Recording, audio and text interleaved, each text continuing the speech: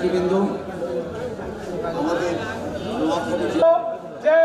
আজকে দেশের এই একটা সুন্দর রাজনীতি অস্থিতিশীল করার জন্য নানা এনসিপি আমাদের ছাত্রদের উপর একটা হামলা, সেই নির্বাচনে আমাদের